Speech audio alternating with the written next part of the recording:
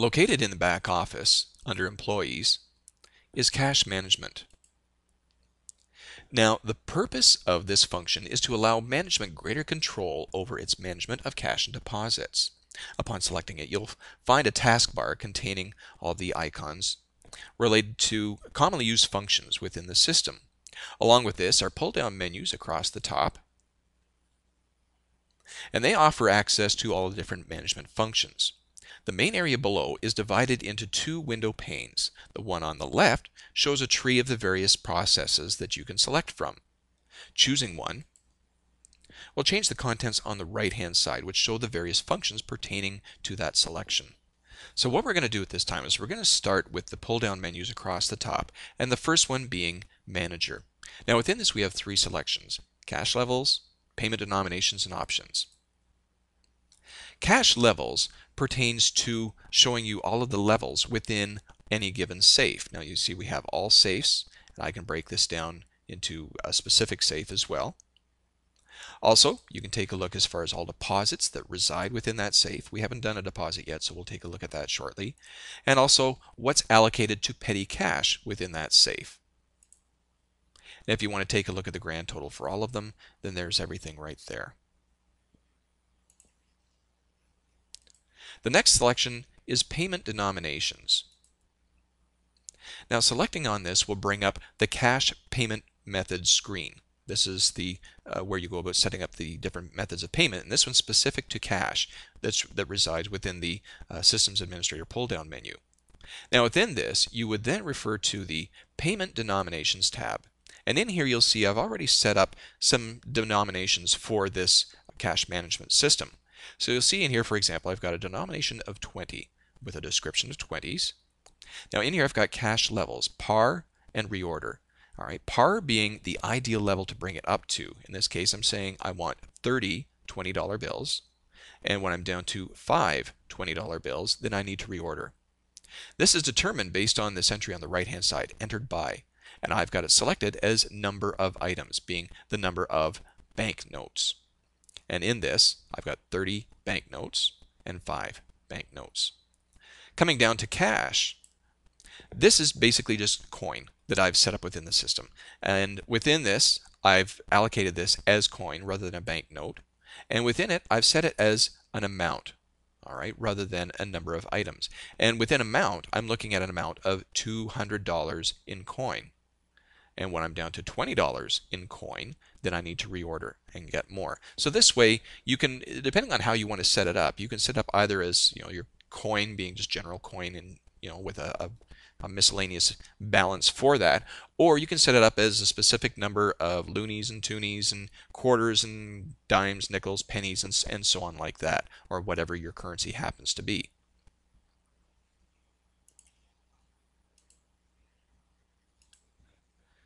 This next screen is Options. Now within here, I have a number of selections. This is basically where you go about setting up what are the parameters for using cash management in the system. So we'll walk through each one of these. The first one, end of day, filter days. Now this shows the end of day summaries for the number of days listed within the system. Deposit filter days. This shows the closed deposits for the number of days listed. Use denominations, full description. Now when displaying the denominations, you can set the system to refer to them either as a numeric value such as 20 for 20, or for a word description such as the word 20s. Cash out over short amount limit. Now this allows you to set the overs and shorts in the tender balance screen. So should an employee surpass this value, management authorization may be required in order for them to continue. Confirm move all. Now this determines whether to confirm the movement and transfer of all cash to and from the safes, petty cash funds, and deposits. And finally we have autofill settlement amount. Now this determines whether the system should automatically show and fill in the amount of the tender settlement on the numeric keypad.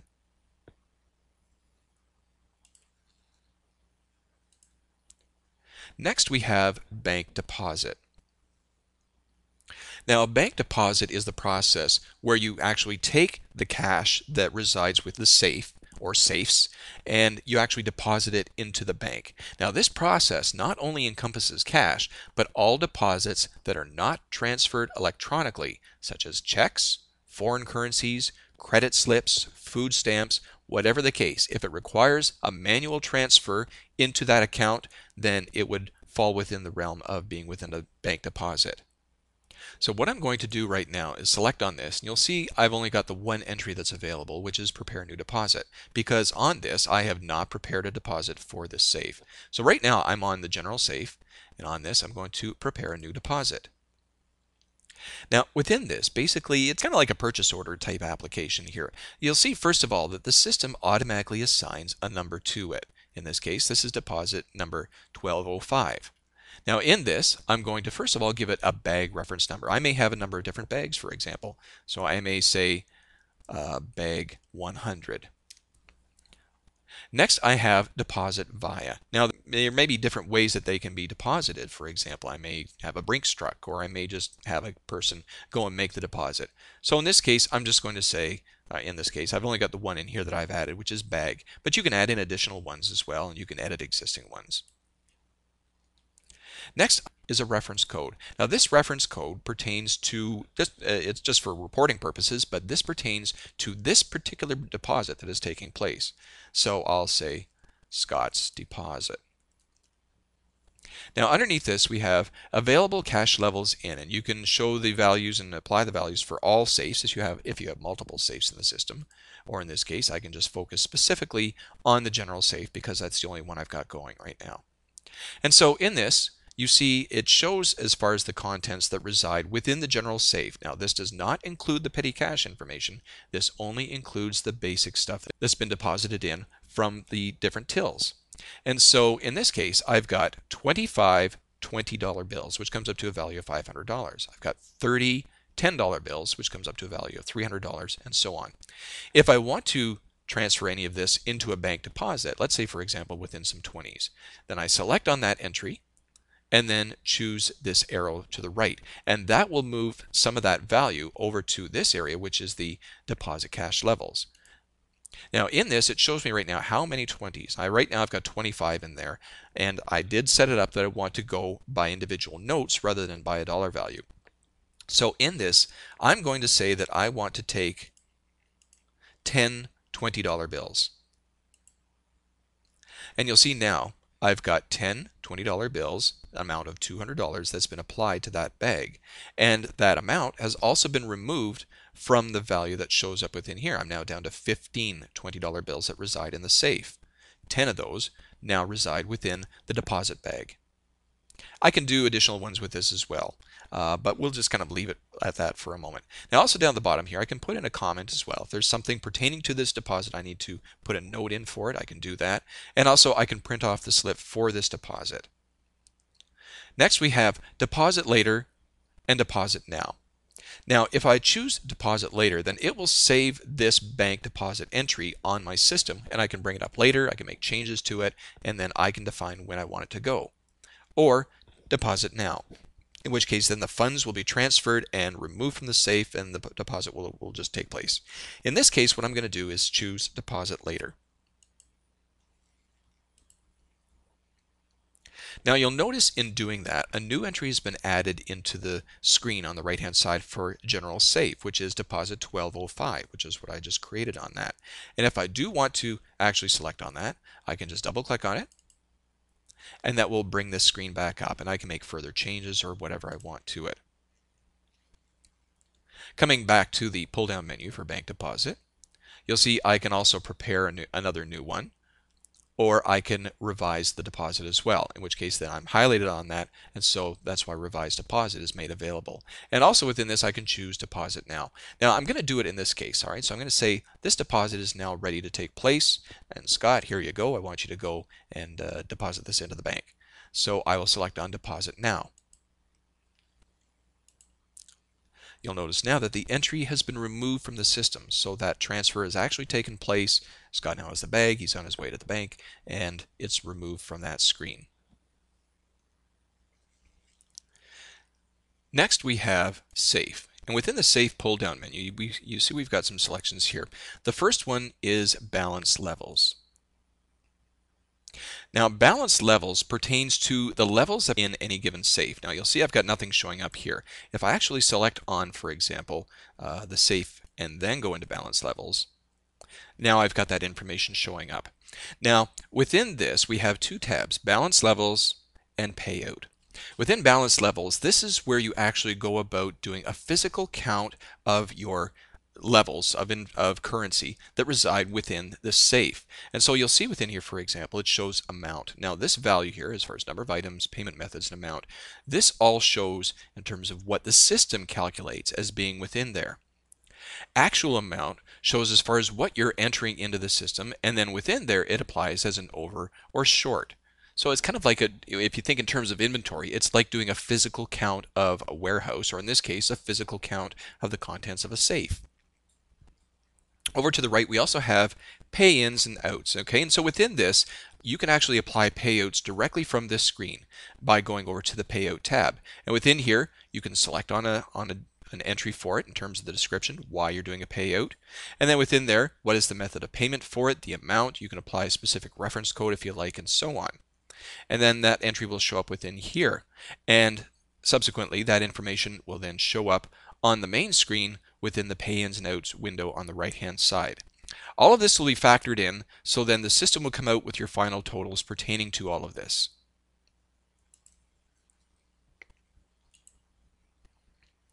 Transfer funds. Transfer funds is where you can actually transfer funds from one safe to another. Now, I have only set up the one safe, so I can't really do much beyond that. But within this, what you would do is select on, for example, the safe that you're currently working on, and it would show all the values within here.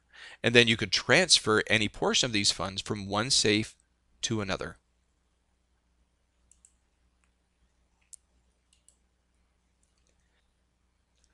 This is the payout screen. So on this particular safe, I can apply a payout. This is similar to that other tab that we looked at in just a couple of minutes ago, but within here I've got a whole screen dedicated to doing this.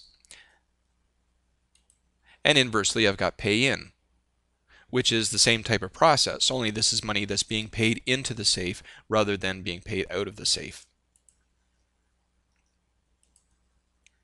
Next, we have some entries which are grayed out, which is add safe and edit safe. Now, if I want, for example, I can go over to where I've just got this entry for safe, and then coming up to this, you'll see I've got add safe. And so in it now, I can apply in a new one. We'll say, for example, Scott's safe.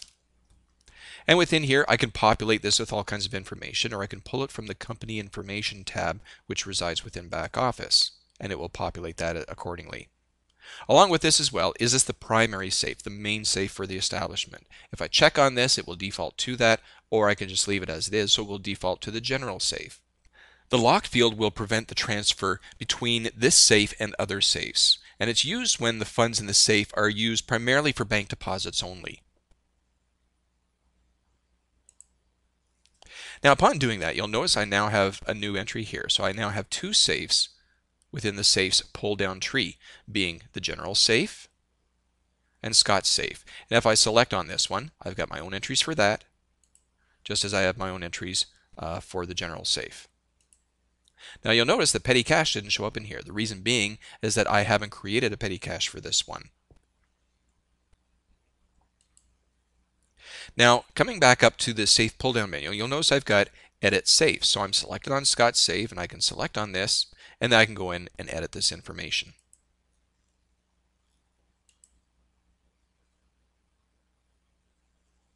And so selecting on the petty cash, then you'll see I can do balance levels as far as what's currently within my petty cash. I can transfer funds from one petty cash to another. I can do pay-ins and payouts.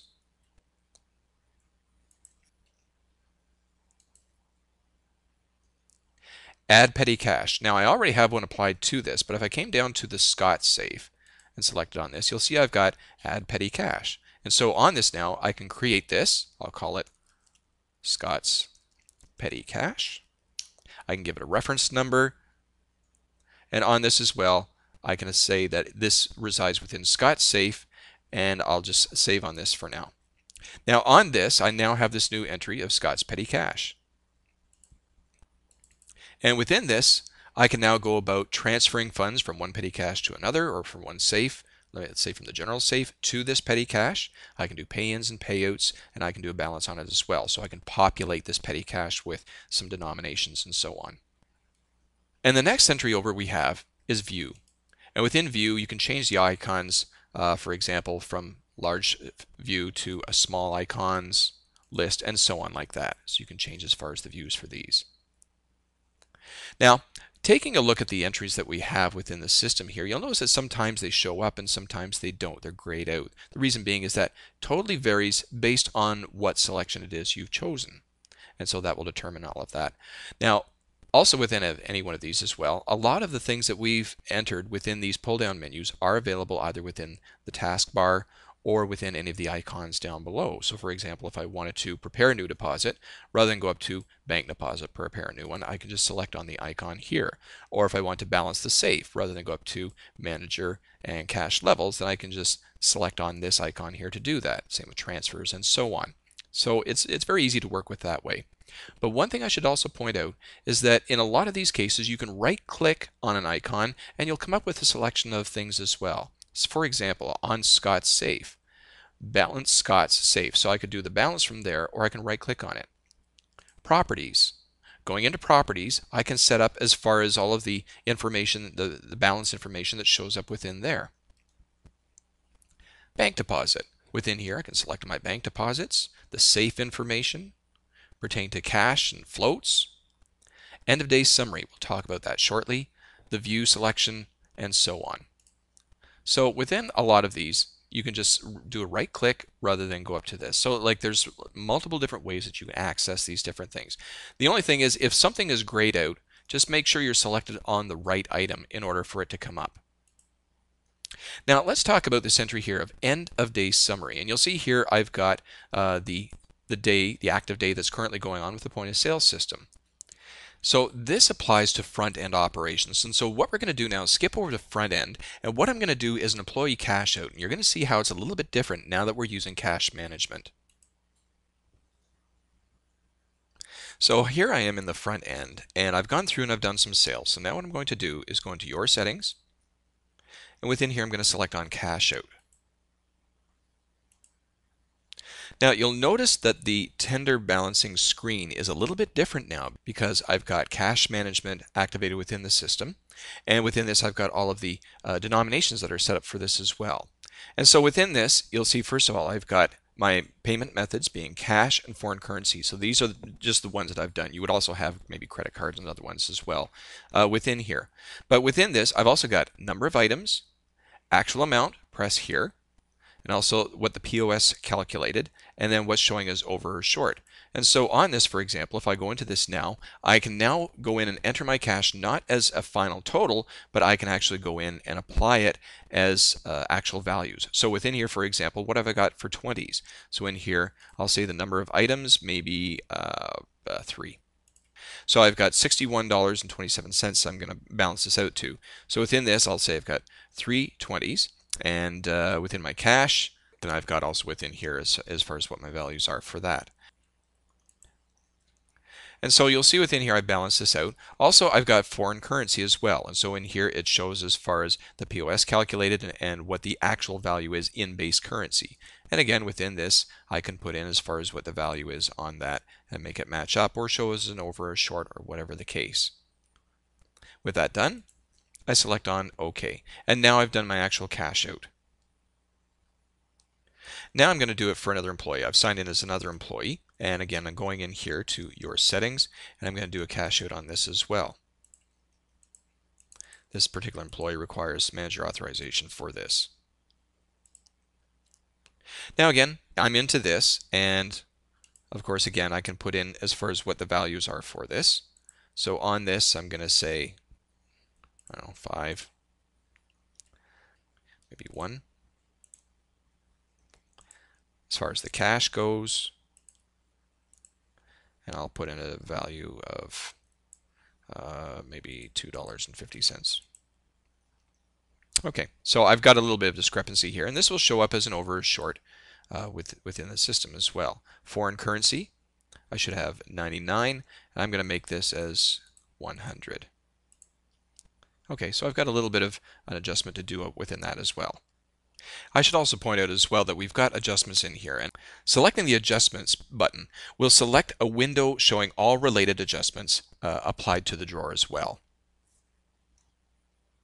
And then the system will continue on with that, and of course manager authorization for it. But in any case, now I've done a couple of cash outs on this, and we'll now go through and run the end of day.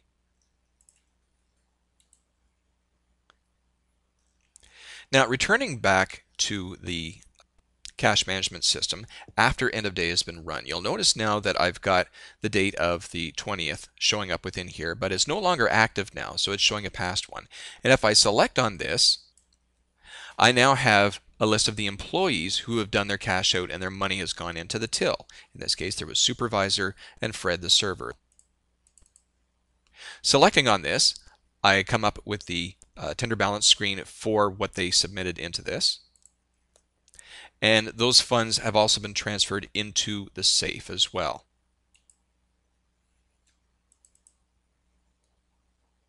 And so you'll see now that we've got some additional information that's been applied within there. And you'll also notice within this now that I now have the icon for end of day summary actually showing up.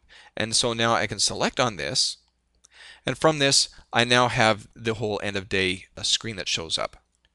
And with this, I've got several tabs here that show, for example, the employee cash outs. So I got the Supervisor and Fred with their various values. I can also browse their cash outs as well. Cash out detail summary. So I got a very quick overview in terms of the summary for each one of these. And also the payment summary for these as well. And within this, I can specify on either of the employees or all employees who've done their cash out. And now from this point, with all the funds transferred and so on, you can now prepare another bank deposit and have it sent off to the bank. So that's kind of just a quick overview in terms of what you can do with cash management.